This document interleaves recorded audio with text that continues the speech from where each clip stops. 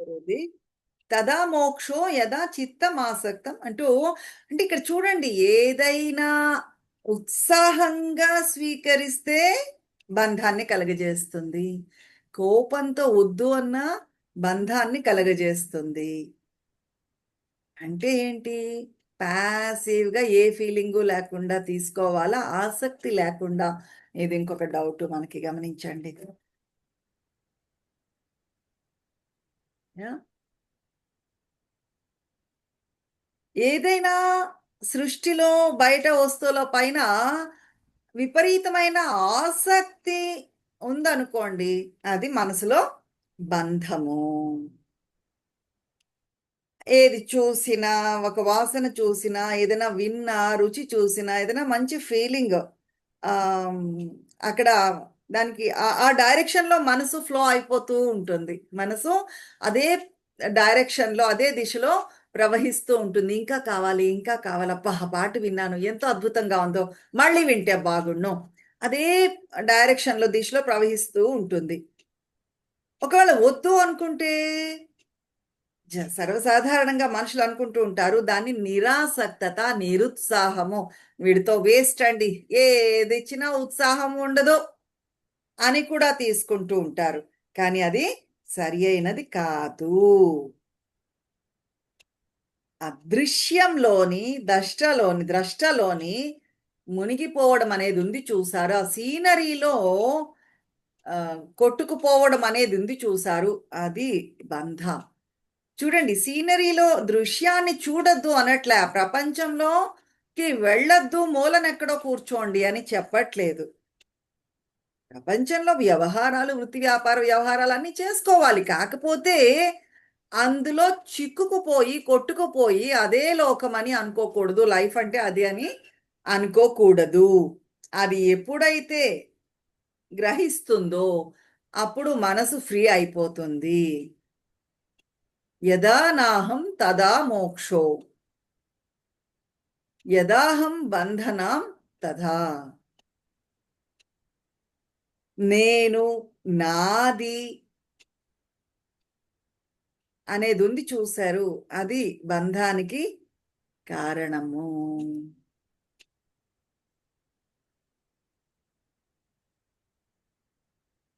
ఎప్పుడైతే ఆ అహం, నేను, నాది అనే భావన కరిగిపోయిందో అది ముక్తి, మోక్షము కూడా. 24 గంటలు నేను, నాది అని పట్టుకుని వేళ్లాడుతూ ఉంటామా మనము? అది కూడా కాదండి. నిద్రపోతున్నామనుకోండి, నిద్దట్లో మనకి అహం అనేది ఉంటుందా? నో. నాది అనే భావనే ఉండదసలు. మీరెక్కడున్నారో కూడా తెలీదు. మీ పేరు తెలీదు. మీ గుర్తింపు కూడా ఏమీ ఉండదు. నేను ఫలానా ఐఏఎస్ కలెక్టర్‌నండి, నేను ఫలానా ఆర్ట్ ఆఫ్ లివింగ్ వాలంటీర్‌నండి, ఏముండదు. ఉంటుందా నిద్దట్లో నేను, నాది అనేది పూర్తిగా కరిగిపోతుంది. అసలు శరీరం మంచంలో పడున్నట్లు గూడా మనకు తెలీదు. ప్రతి గుర్తింపు వదిలేస్తామా అక్కడ? ఇది చెప్పండి.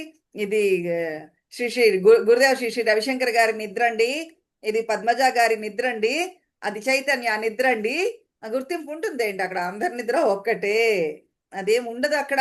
దానికి రూపము, పేరు ఉండదు. నిద్ర అంటే నిద్ర అంతే.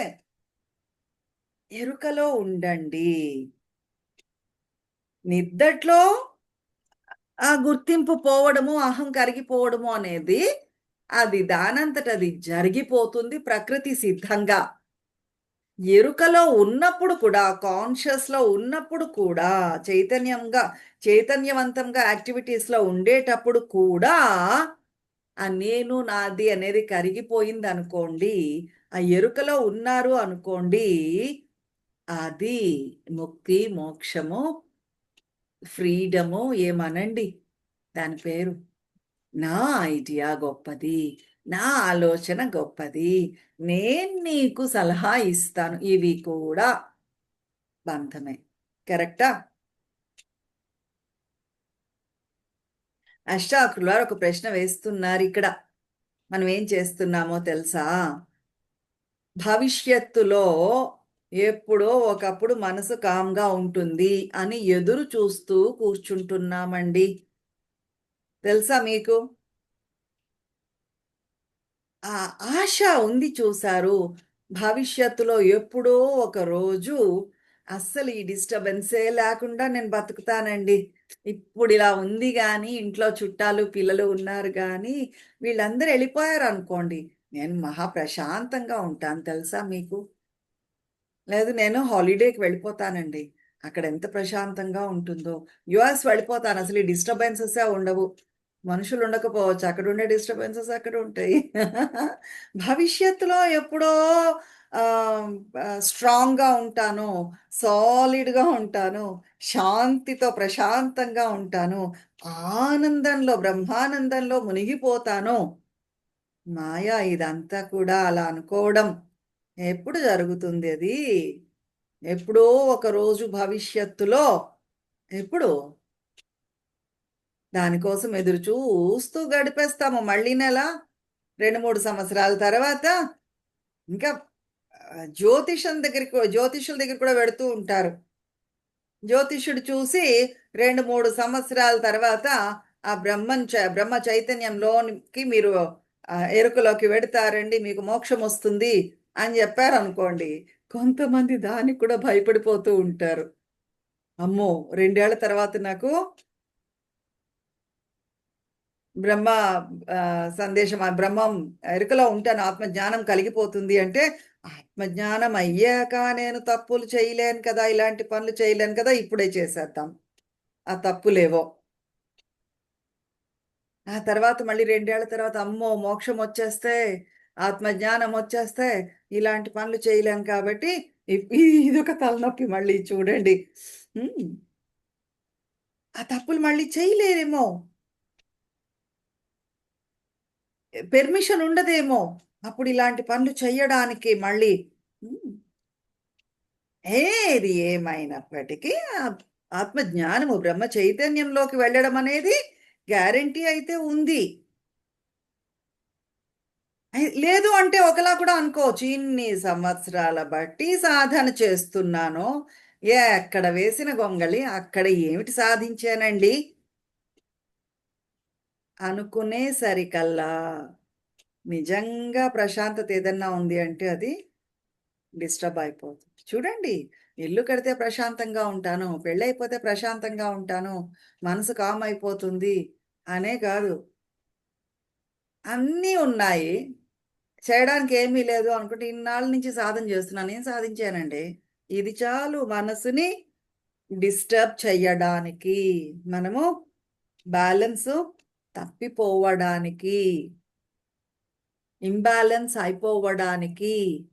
ఇన్ని సంవత్సరాలు బట్టి సాధన చేస్తున్నాను. ఎక్కడికెళ్ళానండి?